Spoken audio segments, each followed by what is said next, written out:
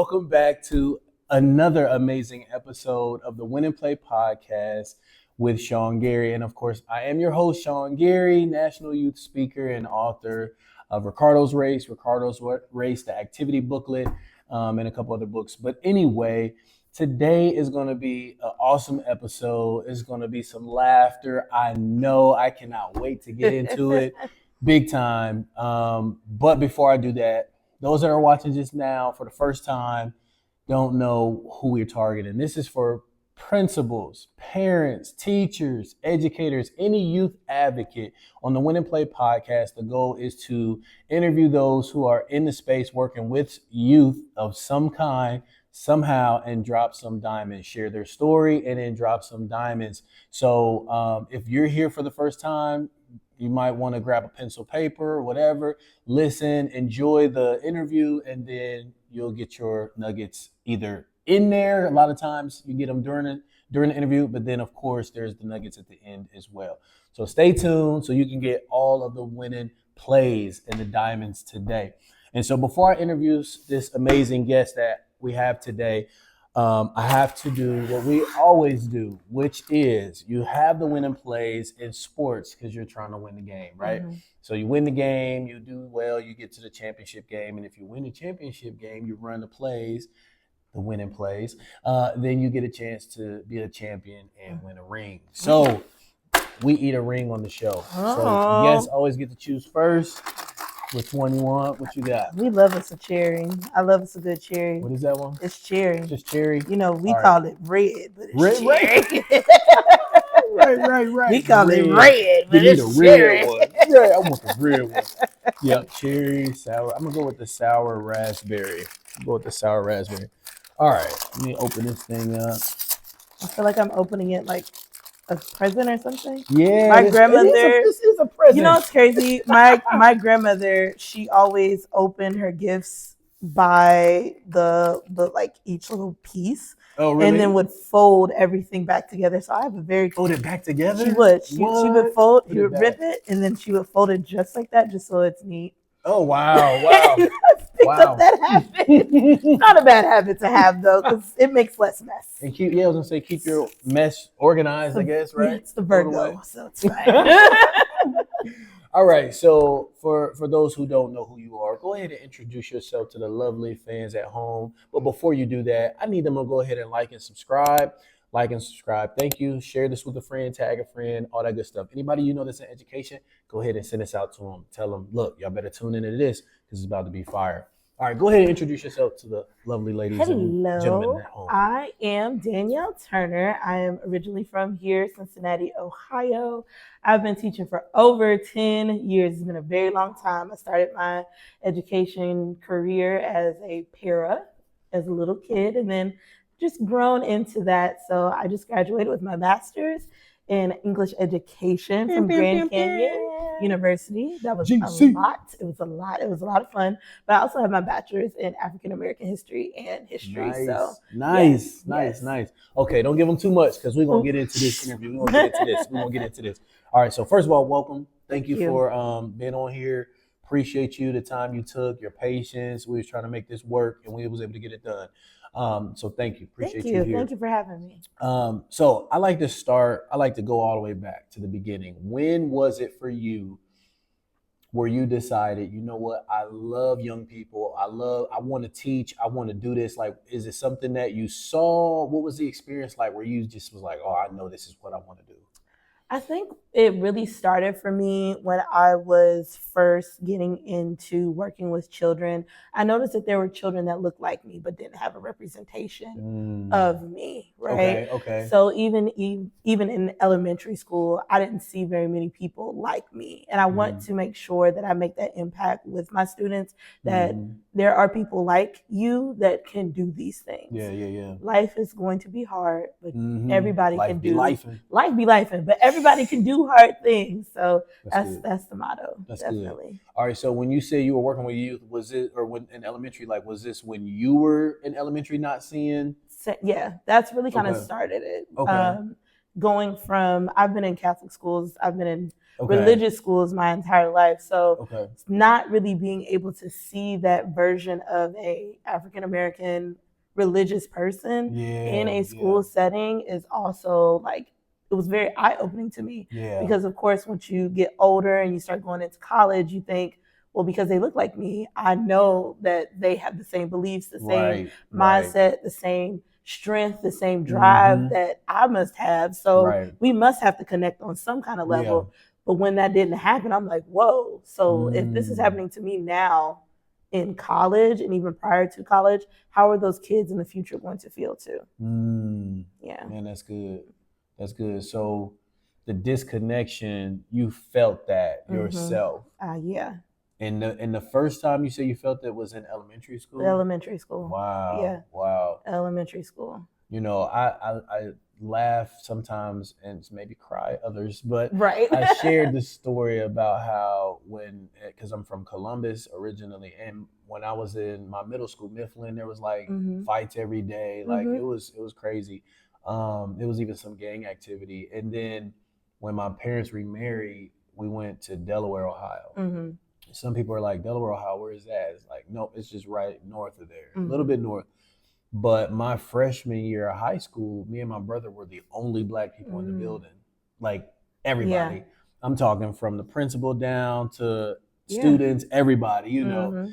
And I remember just kind of going like, man, what year is this? Yeah, like they still got this? Like, this is crazy. We still segregated in these years? Right. I'm like, well, what school am I supposed? But the funny thing is, though, there was a school right down the street, Delaware Hayes, where a lot of the African Americans were. And people assumed I came from there to come to Buckeye Valley. Shout out to Buckeye Valley.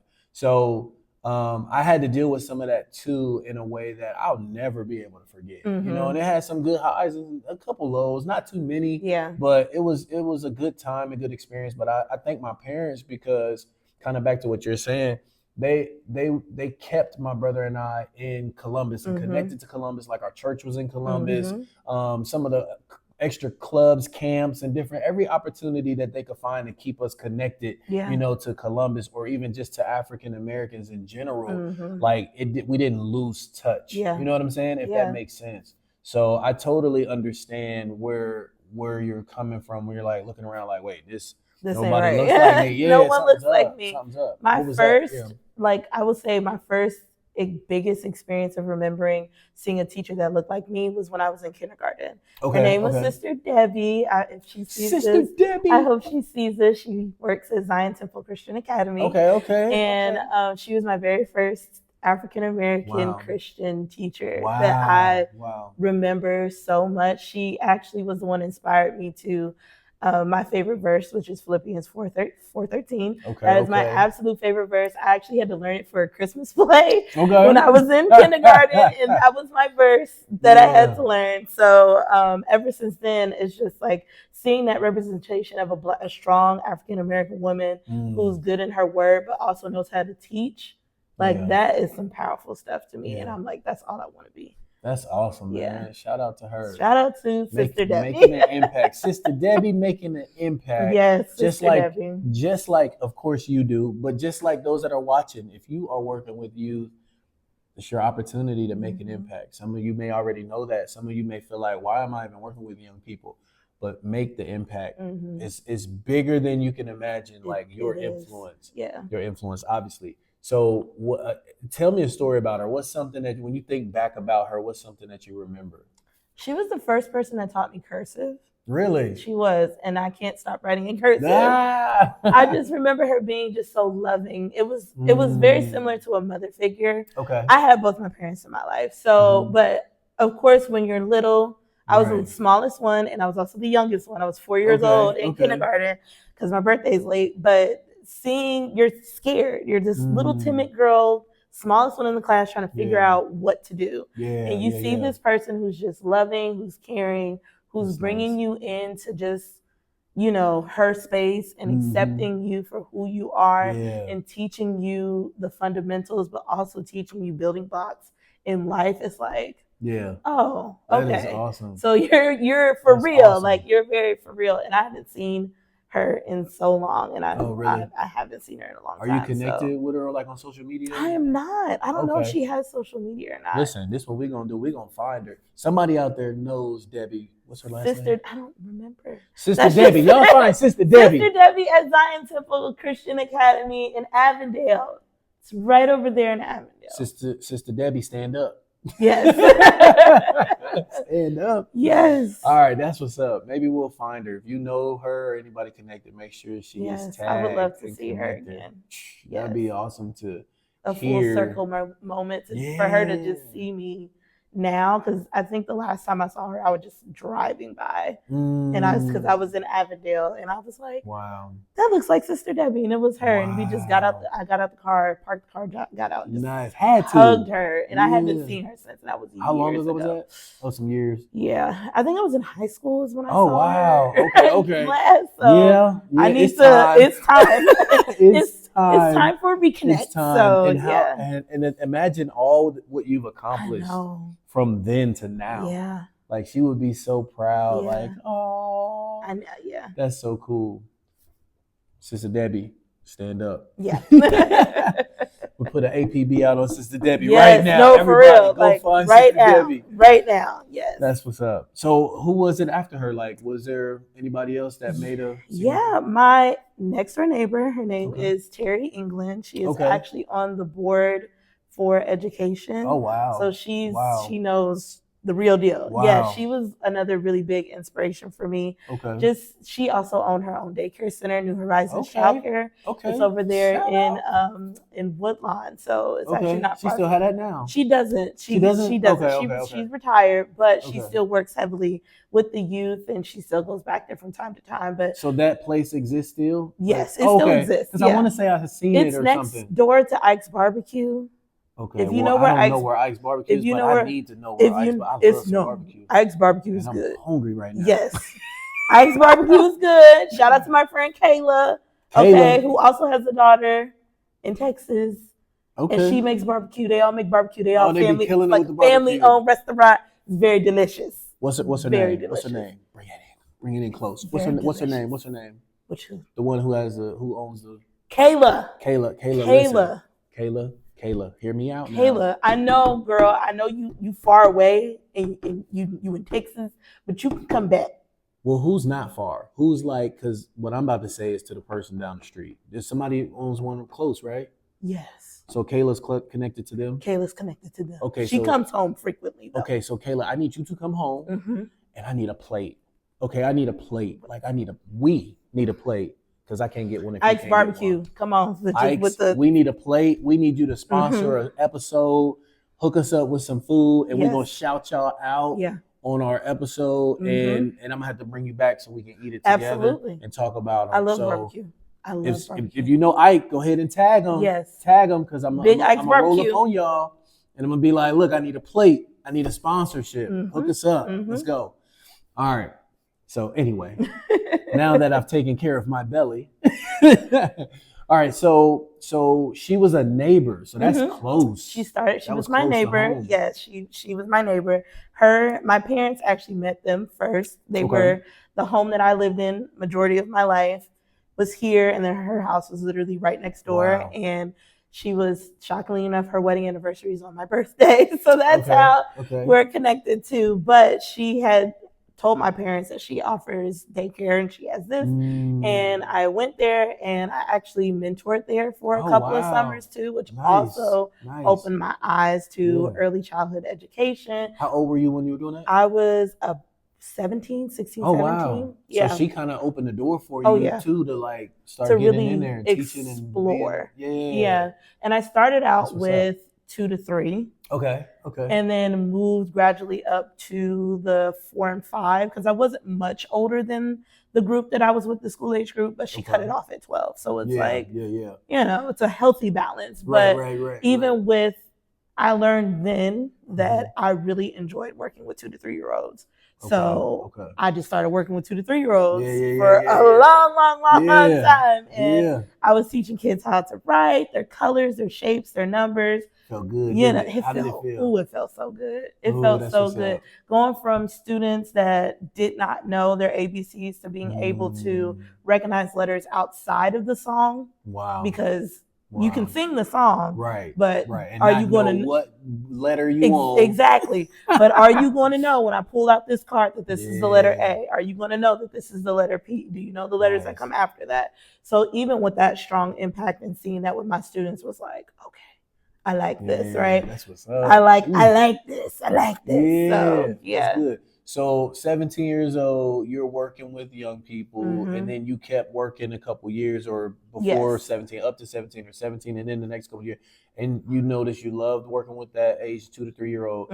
What happened next with education? Like, what was the next phase? I shifted to I worked at a nonprofit for 3 years, ended up becoming their youth director. Okay. So during that stint at my nonprofit, I worked there for the summer. And during the summer programs, I worked with older students. So about 12, 13, 14, that age range. It didn't go higher than 16. Yeah. And working with those students, I recognized something. They all looked like me. Okay. They all had things happening, good or bad. Yeah. But they needed a safe space. Okay. Yeah. And I wanted to be not only that person to educate them, but also give them that safe space. And that's what I created in my little area at the youth, at the nonprofit. At the nonprofit. Every summer, even after the summer, when we started having after school programs, all those kids from the summer came every single day. Because they knew Ms. D would be there to provide 2 things: a meal or a snack, and a comfort place. Yeah. Because where the nonprofit was, it was in a not very good, safe area. So at any moment, any given moment, anything could have happened to any of those students. So if they saw my car in the parking lot, they knew I could just go in and just be there for just a moment. And that's huge. Really opened my eyes to a lot of things. Because again, at the time, it's like, you don't think that these kids are going through these things, but kids go through just as much as adults do. The only difference is kids don't talk about it as frequently as adults do. So yeah. Man, that's wild, but that's good. You were able to be there for them, and I'm sure there's probably a number of them who are now talking about you and how you were there, you made a difference, and you were consistent. Talking about consistency, right? Yeah. And it's like you were there for them and provided that safe place, you know, and that's huge. Like you said, kids go through so much, they just don't always talk about it. Yeah. And I actually just spoke to one of my students, and she is going to college. I inspired her to go to college. So it's really, it was very impactful that she sent me that message and told me that. She was like, no, I'm going to go. You really inspired me to go. That's like, good. Yes. Boy, I know college isn't for everybody, but at least she's trying. Yeah. That's good, man. Yeah. That's good. Just back to the safe space piece. It's like, I remember literally today, actually, there was a student who wasn't tuned in to the teacher, you know, and I was just kind of like, wake up, you know, wake up. And next thing I know, I'm like, hold on, let me go see what's up. Yeah. You know what I mean? Because my thing is, kids, they can feel it when you care about them. When you love them, they can feel it. And it's like, people say stuff like, oh, I love you, I care about you, but they don't they don't really mean show it. They don't, you know. So I took them to the hall and just kind of like, you know, what's going on? Why are you sleeping? What's up? Like, how was the weekend? And at first it was like talking to a rock. You know, it's like, man, I'm not saying nothing. And head was down, looking, you know, tired and sad. And I'm just like, something's up. You know, something's up. So I just kept at it. And turns out this young man's grandfather just passed away. And it was like he finally said it, and then he just lost it. Just starts crying and crying and crying. And so I took him to the side with a little room where he can cry some more, and got him some tissue. And, you know, I was like, you know, it's all right, you know. And I remember I had my hand on his shoulder, and I remember how do I want to word this? When I give students DAP and I have my fist out, I say, show me love. Give me love. I'm like, give me love, love, show me love. And I believe in physical, touch, like a loving touch, and I remember when I had my hand on his shoulder, it was like the same love that I was giving my son, if that makes sense. And I don't know if that's ever happened to me before. Yeah. But I don't know if I've ever been there hearing that type of news either from a student and watching him emotionally go through it. But I remember having my hand on him like, it's going to be okay. And it felt like I was talking to one of my sons, and went and got him some tissue and stuff. And then I asked him some questions about good memories with him. Like, what do you remember about him? Like, what did he like? What was he like? What did you do with him? You know, and to get him laughing and talking, oh, he like Giggling, this, he take us to the park, and and I told him, I said, it's not necessarily gonna be easy, but remember those moments. You know, it's gonna help you get through and whatnot. But I feel like just that kind of moment is where that safe space you're talking about comes from. Because now moving forward, he knows. I know who I can go to. You know what I'm saying? I know somebody I can go to, and they're not gonna make me feel bad. And they're actually gonna listen to me. They're gonna stop what they're doing to hear me out, and just really care, get in my world. And so kudos, man, to you for doing that for the young lady. And what was her name? Tatiana. We're gonna shout out Tatiana. Tatiana, girl, go ahead and get that degree. You get that degree. That's what's up. So you went from the 2-year-olds. Now you got these older babies. Yes. You got the older babies. Which ones do you feel like was better or more? What, not better, but you know what I'm saying. Who would you prefer to work with? What was it like? You know what? I really like to work with the older kids. Really? I really do. And it sounds so terrible, but I just don't want to handhold forever. And that's how I felt like it was getting to, is that I was hand-holding a lot. And I know that I show my love, my care, my support, but there also has to be a safe line where we don't cross as students where, okay, well, now you're doing everything for me. It's time for you to grow some independence, because that's how we grow, not only physically, but we also grow mentally, emotionally, independently. So the fact that the older kids are just a smidge more independent than the 2 and 3-year-olds, I don't. Shoe. I don't. No, I've tied so many shoes. I've taught kids how to tie shoes, the bunnies, ears, and just my gosh, please just get Velcro, please. Okay, just parents of 2 and 3-year-olds, just get the Velcro until they're not ready yet. They're not ready. Don't get them shoelaces, because this is what's gonna happen. They're gonna get wet, and then guess who has to tie the wet shoe? I do. Now you gotta pull it and wring it out. No, you don't know what that shoestring has been in: milk, juice, water, or something else. Kids like to throw things in the toilet. Right. That's if they make it. That's if they make it to the toilet. Buy the Velcro. Okay, I don't even know if they do the curly Q shoestrings anymore. But buy the Velcro, buy the slip-ons. Get the Velcro. Get the Crocs. The Crocs, right. Get the Crocs. Okay. They have 2 modes. Just get the regular and sport mode. Right. We can keep them in sport for the rest of the time. They're easier to rinse off. I'm just saying. It's really hard to get me out of a gym shoe. Just saying. It's really hard. That's crazy. Even when you throw them in 4 times in the washer, it still doesn't come out. That's funny. Please get the Velcro. That's funny. Get Crocs. We need y'all to sponsor an episode as well. Crocs, come on, man. I love a great Croc. I have like 1,000 pair in my room. Oh, did you? I do. I love Crocs. True story. I worked for Crocs. It actually was the first year I ever worked in education. And I went down, I was at a mall and they said hire. And I was like, man, let me go over here and see what it is. And I started working for it. And I remember being one of those people that's like, man, them things, I ain't never gonna wear them. I ain't never gonna wear them.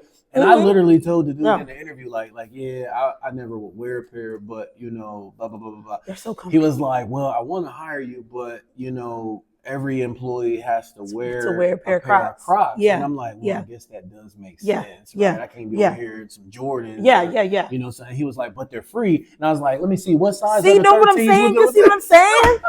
Okay. I said, what you got in the 13? Let me see. What you got in the, what you get? Let me tell you, I have strawberry Crocs. I have glitter Crocs.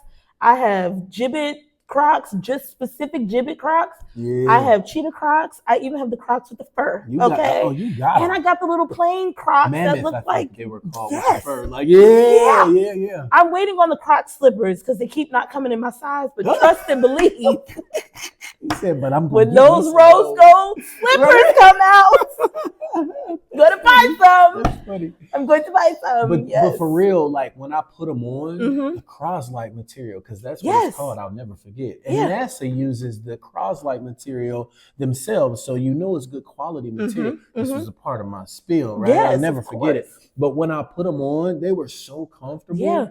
I was like, oh my gosh. Yeah. Like that was not the last pair that I had. I'm just saying, like I've had a pair. You know the shoe that you put on that your mama tell you to go get them groceries out the car because they outside? That's the shoe you put on. You put the Croc on. Okay? Because those are the ones that are by the door. Boom and go. Right. You see the high heels, the kitten heels, you see the gym shoes, and you see the Crocs. Okay? Pick the Crocs. Grab them quick. Do not pick the kitten heels because now you got to carry 5 bags of groceries in kitten heels. Don't worry. Pick the Crocs. Pick the Crocs. Crocs. I need y'all to sponsor as well. I need y'all to sponsor. I love a great pair of Crocs. If we could wear Crocs every day, I would. They are comfortable. They're so comfortable. Yes. All right. So where were we? Crocs, shoes, shoelaces, kids. Yes. Ages. All right. 12. Yes. Ages 2 to 12. And what will you prefer? You said the older ones? kids. You said older ones, right? Yeah. Okay.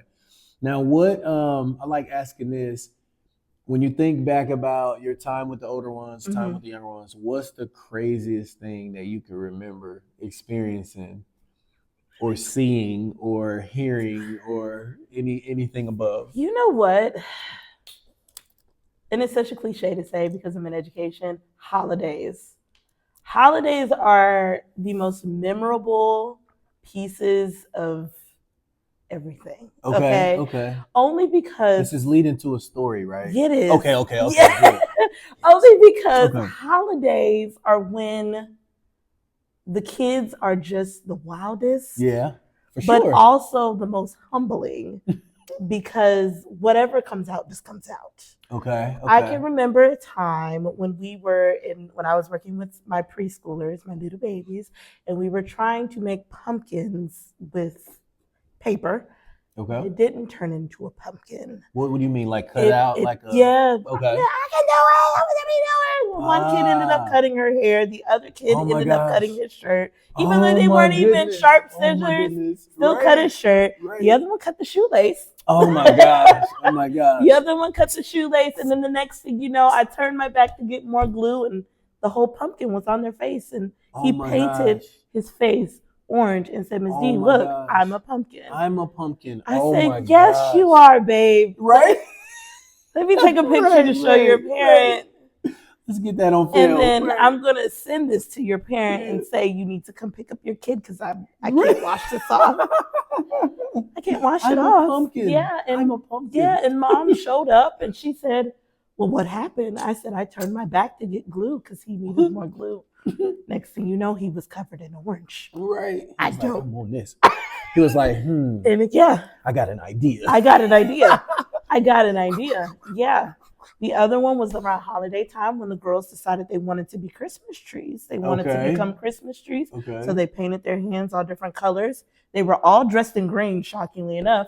Their hands were ornaments, so they decided to. What? Wow. All over their shirt. Wow. And Misty, I'm an ornament. You're missing a spot.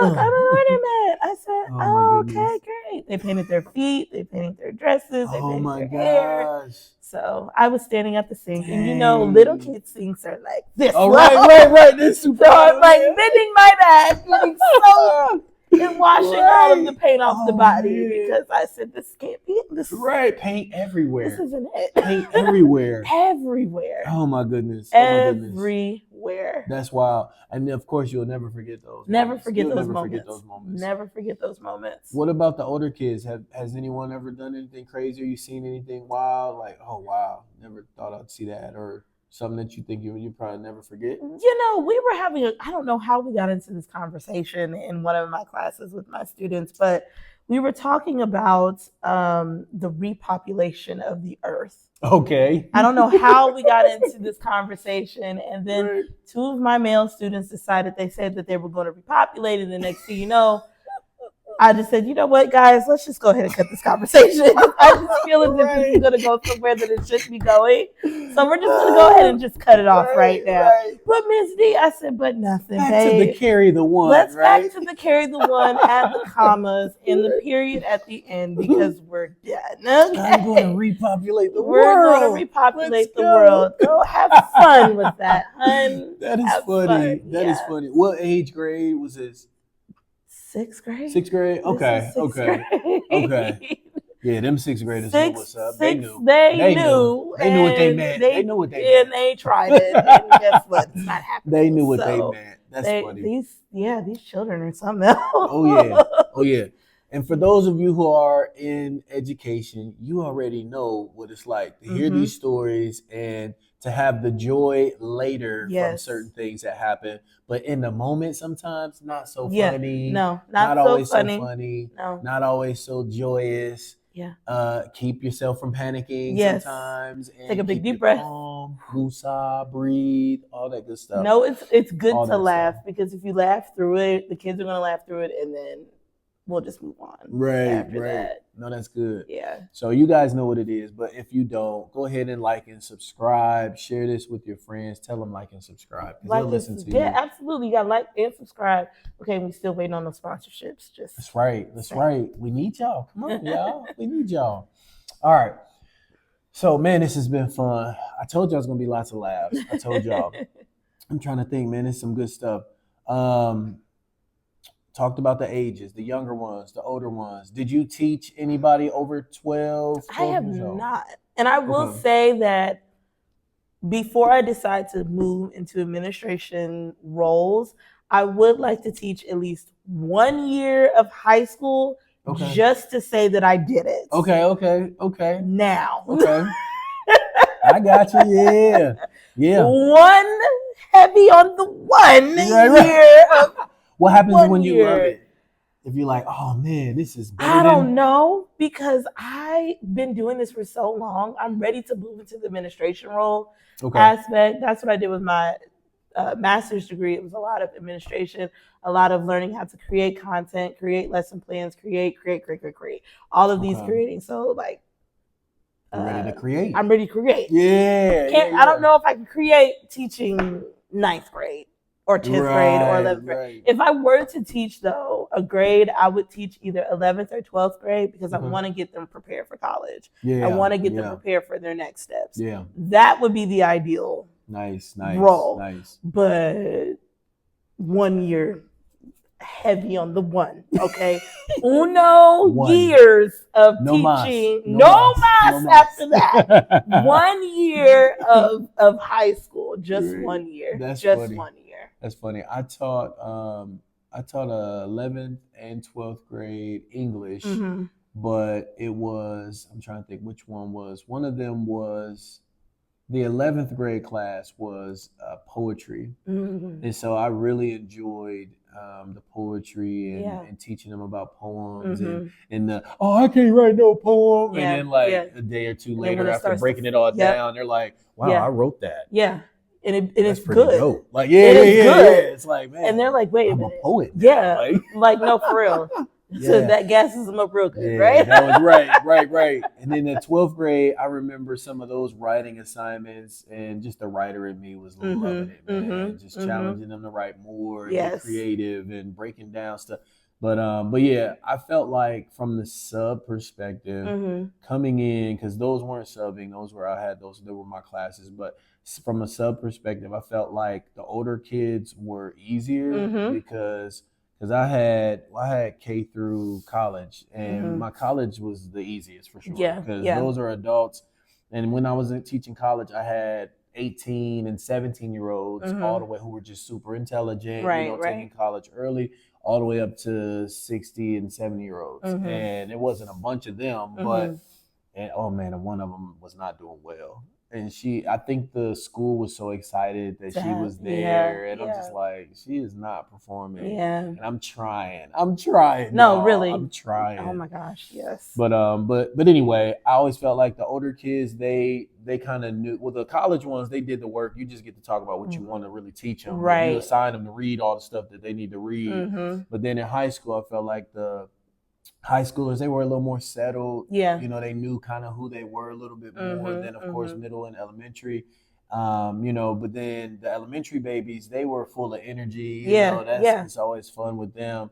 But the middle school students, to me, they always were like, I'm still trying to figure out who I am. And so much so, I'm just going to fart in the middle of the class. Literally. I'm going to say booger real loud. Really? Like, just the random stuff. Right? Oh my God. Skippity toilet.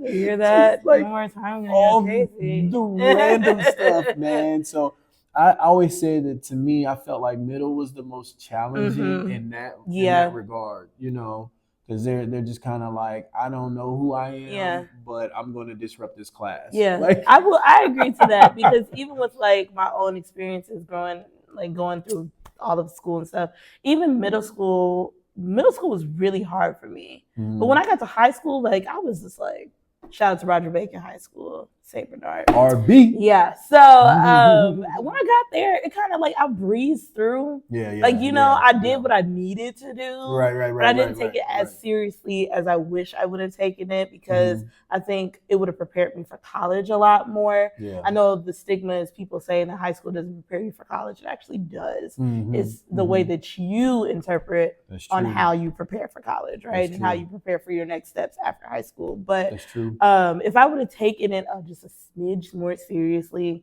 I think I would have had a better academic career at my first college. And where did you go again? I went to Kentucky State University first, and then I transferred from Kentucky State to Northern Kentucky University when I graduated. Okay. But even, everybody slips up in college. You had that first year where you kind of go a little crazy, and that's what happened. And did you go a little crazy? I did. I went a little, just a smidge crazy. And I said, you know what? I got to get back to the books. Let me tighten this up.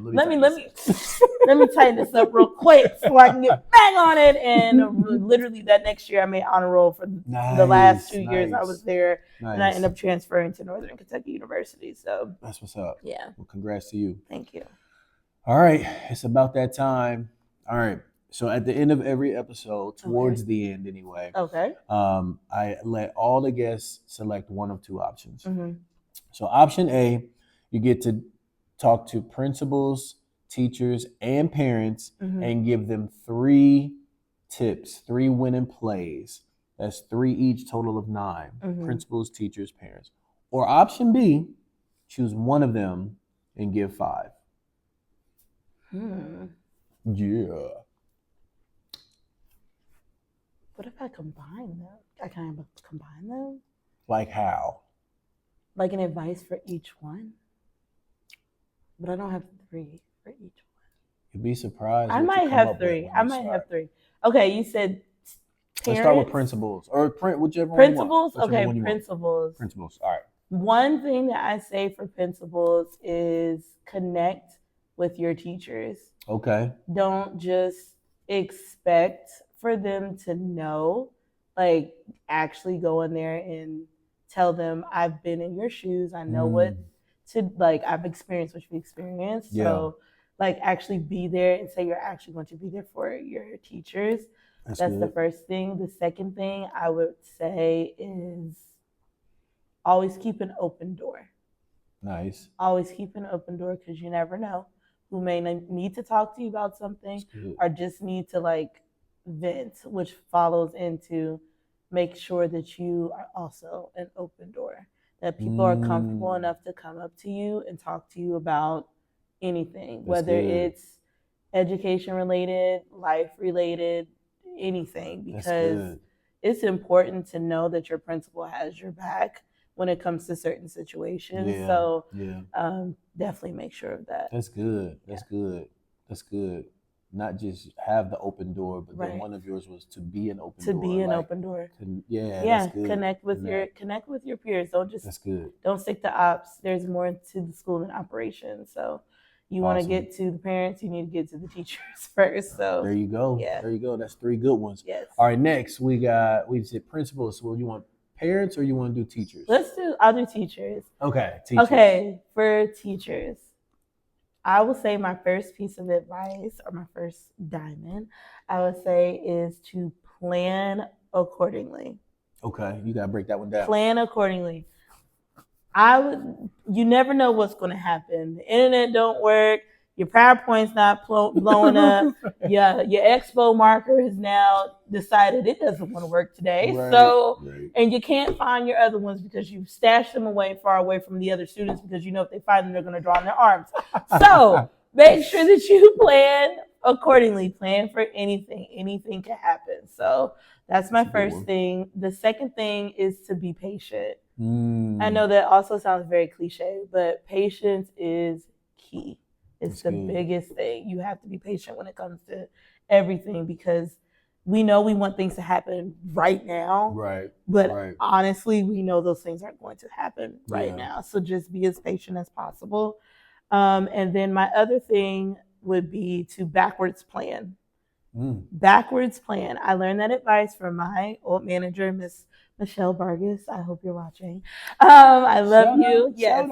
So I learned that from her when I definitely started really engaging with content and things. Break it down. Start with that test.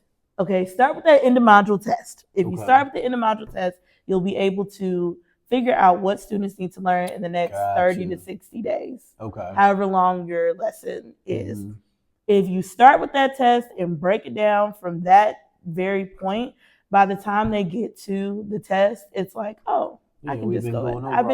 We've been doing all of it. I mean, even teach from the test if you want to do that. I've taught from the test. Students do well from that. So if you teach from the test and backwards plan, I promise everything will go very smoothly. That's good. Go very, very smoothly. I like that. Yes. I like that. You know, I hear a lot of these. So I don't think I've heard that one. Yeah. That's a good one. I like that one. I like that one. Yes. All right. So that's teachers, that's principals, and parents. What you got for the parents? Uh-oh. Come on, parents. Okay. Here we go. Are your students lacking confidence? How's their decision making in the school? What about their effort in the classroom? Are they giving it all that they really, really have? Well, these are things that, as a national youth speaker and author, I address in school buildings. If you are dealing with any of these issues and you would like to have a fun, exciting, full of energy presentation, assembly, don't hesitate to reach out. My website is SeanGary.com. How they think about their next choices will be different. Go ahead and book a discovery call with me, which we simply have a conversation about what their challenges are, what their needs are, and then I can share with you what I would say, do, what talks that I have that address those areas, and also what an assembly would look like. And yes, I'm pretty much there the whole day. All right, thanks a lot. Now back to the episode. My first piece of advice. Now, before you start, I just want to let you know that this is a camera. So right now, they can't touch you. You can say whatever you want. I know. But I'm gonna be really just.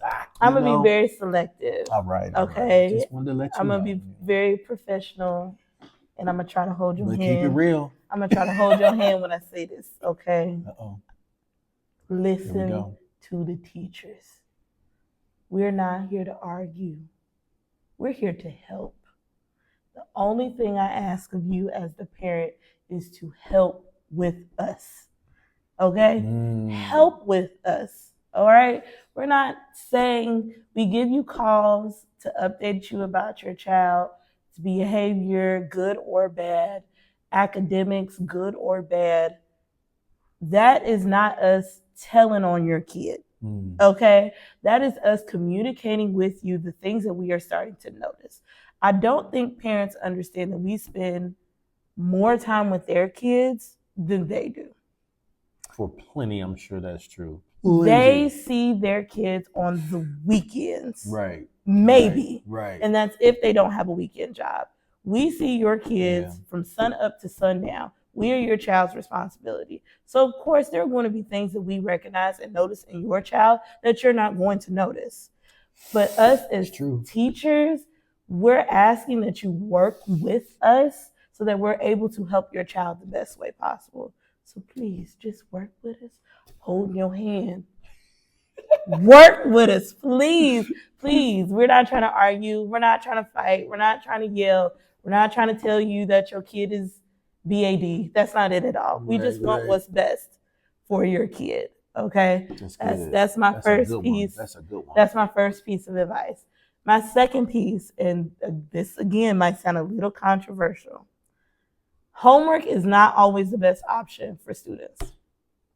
So asking your child's teacher for homework isn't always going to help. And I will tell you why.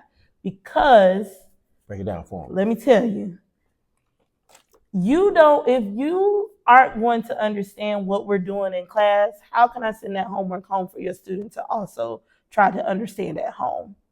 It's not going to work. So us sending homework is not ideal. It's not benefiting the child in any way. The only way you can benefit the child as a parent is actually to sit down and talk them through whatever they've gone through throughout the day, whatever they're learning throughout the day. Sit and have a conversation with them. Write out practice words. I know people think because they're 3, 4, 5, 6, 7, 8, 9, 10, they don't need to, this is the time for them to practice writing their word. No. 11, 12, 13, 14. Write the words, okay? Because what intimidates the children is writing more than what they actually have to write. Because they've never had to write that much before. Because no one else has forced them to do it. No one else has encouraged them to do it. And no one else has shown them this is the way it's supposed to go. Because what's going to happen is when they're going to get to college and they get to trade school and they have to write papers on things, those kids are going to freak out. Yeah. Because they're not going to know what to do because they weren't being encouraged more than what they're being encouraged out in school to do at home. Yeah. Work with your kids at home. That's really good. It helps. Okay. It really helps.